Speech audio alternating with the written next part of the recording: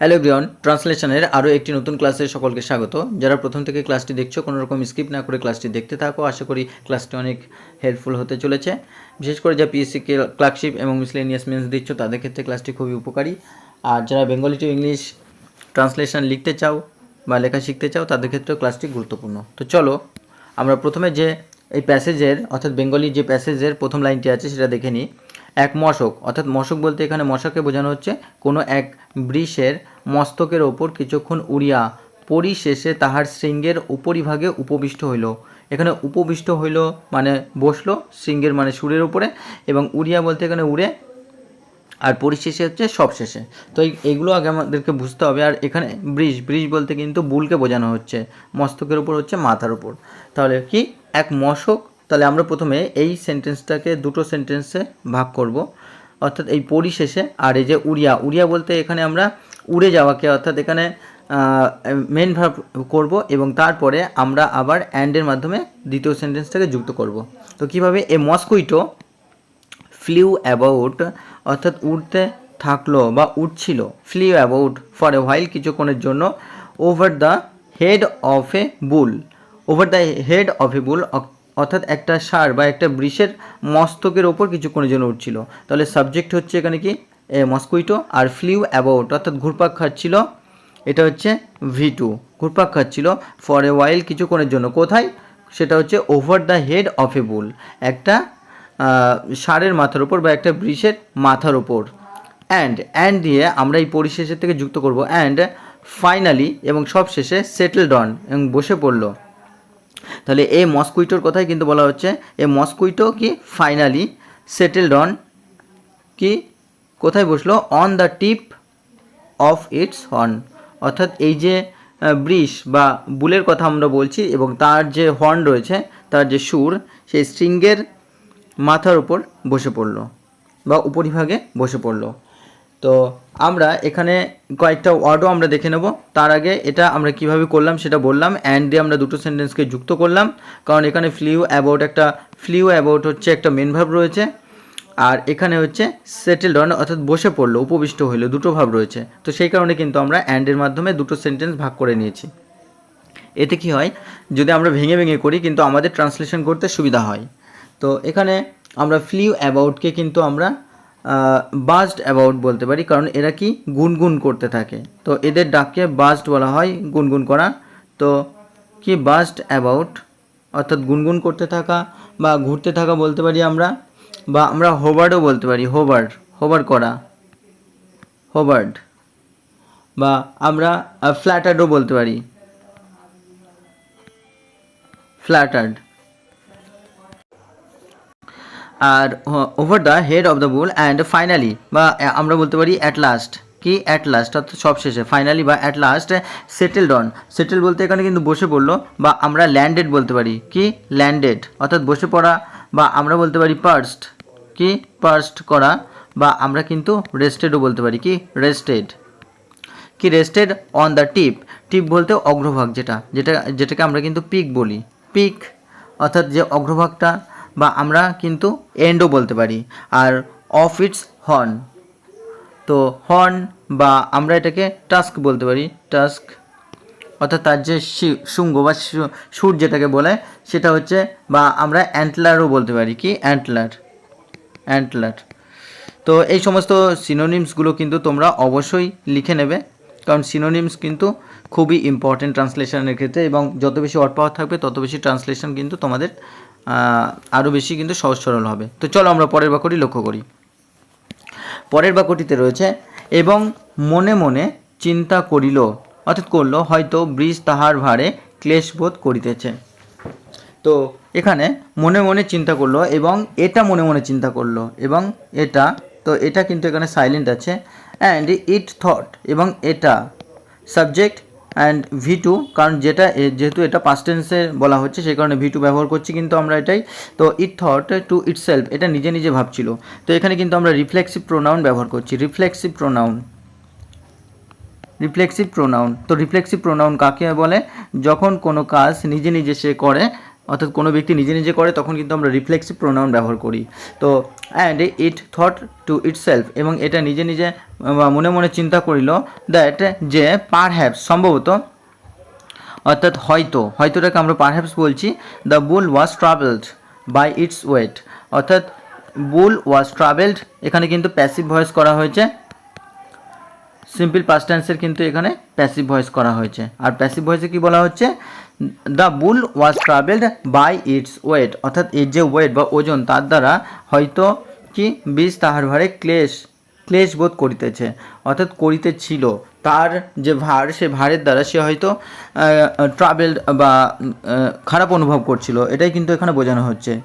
তো আমরা এখানে থটকে কি বলতে পারি, বা আমরা এখানে থটকে কিন্তু অন্যরকমভাবে বলতে পারি কনসিডার্ড, কি কনসিডার্ড অর্থাৎ বিবেচনা করছিল, বা এটাকে আমরা ইমাজিনও বলতে পারি, কি ইমাজিনড।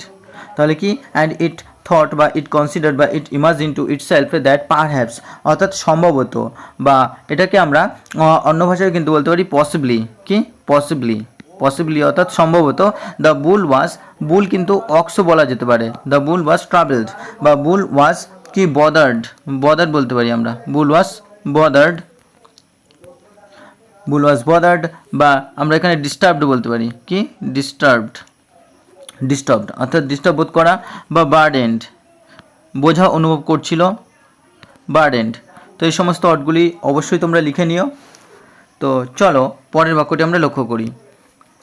পরের বাক্যটি আছে, এইরূপ ভাবিয়া সে বিষকে বলিল, অর্থাৎ ষাঁড়কে বলিল কি থিঙ্কিং দিস, অর্থাৎ এইরূপ ভাবিয়া, বা আমরা কনসিডারিং দিস বলতে পারি,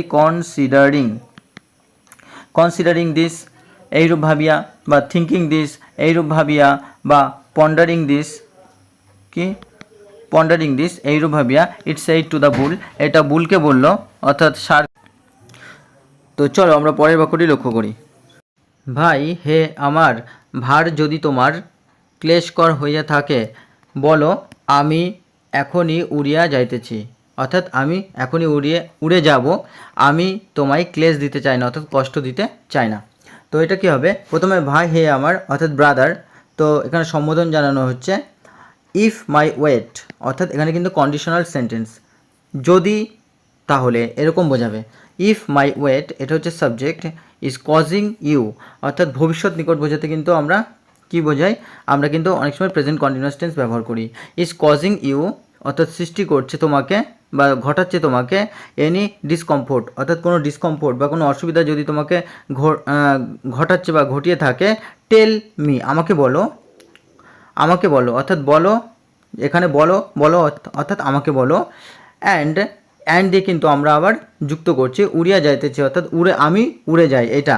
তো I shall fly away at once, আমি এক্ষুনি উড়ে যাব। তো এখানে আবার সাবজেক্ট এবং V1, তো অক্সিলারি ভার্ব ব্যবহার করা হয়েছে অ্যাট ওয়ান্স এক্ষুনি। আই ডু নট উইশ বা আই ডু নট ওয়ান্ট, আমি চাই না, কি আই ডু নট উইশ বা I do not want to travel you, আমি তোমাকে কষ্ট দিতে চাই না, বা আমি তোমাকে ক্লেশ দিতে চাই না। তো এটা কিন্তু এমনই বোঝাচ্ছে। এখানে আমরা কিছু ওয়ার্ড দেখে নেব, যে ওয়ার্ডগুলিকে আমরা কিন্তু অন্যরকমভাবে লিখতে পারি। তো চলো দেখা যাক।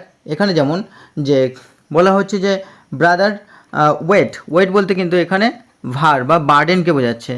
যদি তার কাছে বার্ডেন বা যদি তার কাছে বোঝা মনে হয় বা যদি তার কাছে লোড মনে হয় তাহলে কি।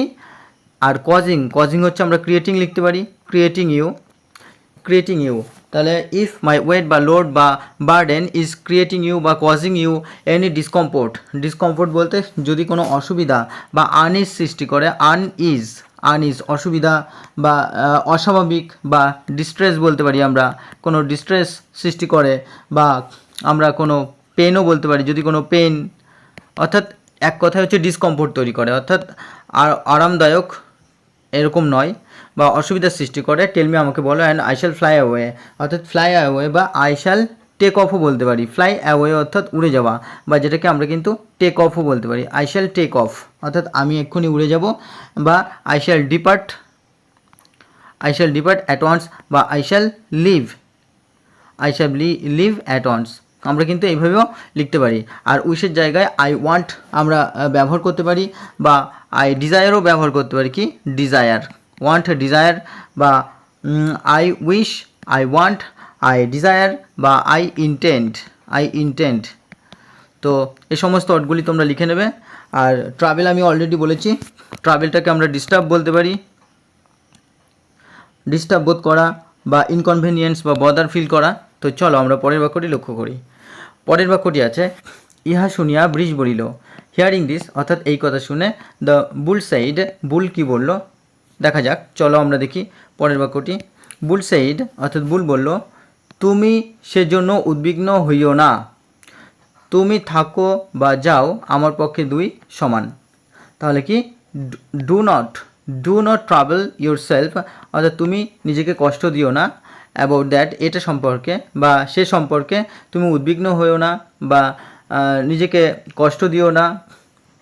আর কি, ওয়েদার বা এখানে আমরা ইউপো ব্যবহার করতে পারি, if you stay or go, যদি তুমি থাকো অথবা চলে যাও, it is all the same to me, আমার কাছে সব কিছুই একই রকম মনে হবে বা আমার পক্ষে দুই সমান, থাকাটা অথবা চলে যাওয়াটা দুটো একই রকম কিন্তু এখানে মনে হবে।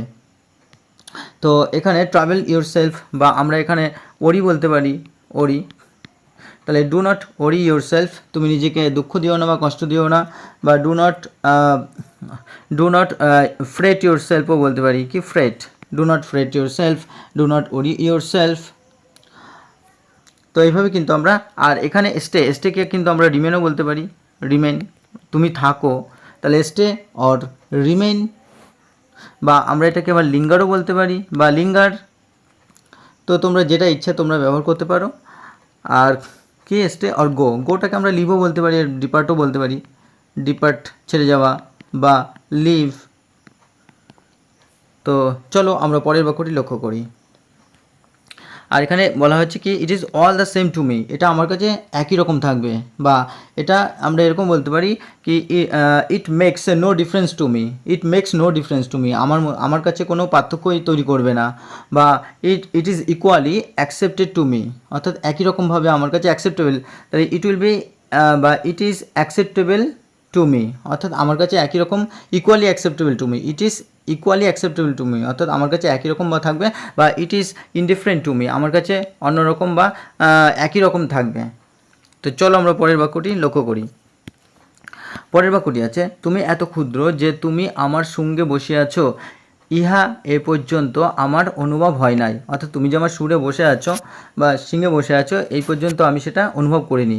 তাহলে you are so tiny that, তুমি এত ক্ষুদ্র যে, I did not even feel, আমি এমনকি অনুভবও করতে পারিনি, you sitting on my horn, তুমি আমার যে শিং বা শুঙ্গ এখানে বলা হচ্ছে বসে আছো, যে আমি সেটা এখনও অনুভব করতেই পারিনি।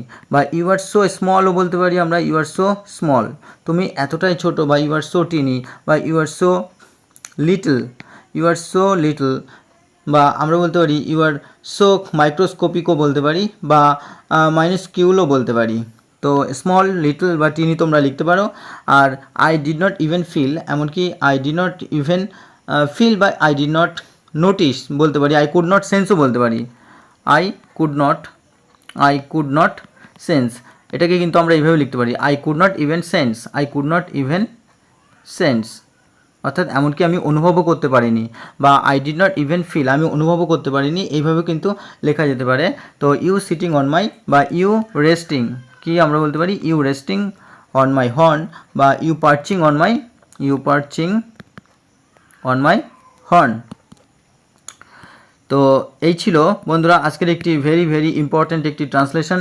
আশা করি ক্লাসটি তোমাদের ভালো লেগেছে। যারা চ্যানেলে প্রথম তারা অবশ্যই সাবস্ক্রাইব করে পাশে থাকা বেল আইকনটি প্রেস করে রেখো, এবং যারা প্রতিনিয়ত ক্লাস দেখো তাদেরকে অসংখ্য ধন্যবাদ। তোমরা এইভাবে চ্যানেলটি পাশে থাকো, আশা করি তোমাদের জন্য প্রতিনিয়ত ক্লাস আনতে পারবো এবং তোমাদের ট্রান্সলেশনে পরীক্ষার জন্য বিশেষ করে হেল্প করতে পারবো। তো ধন্যবাদ, সুস্থ থাকো, ভালো থাকো, দেখা হচ্ছে পরবর্তী ক্লাস।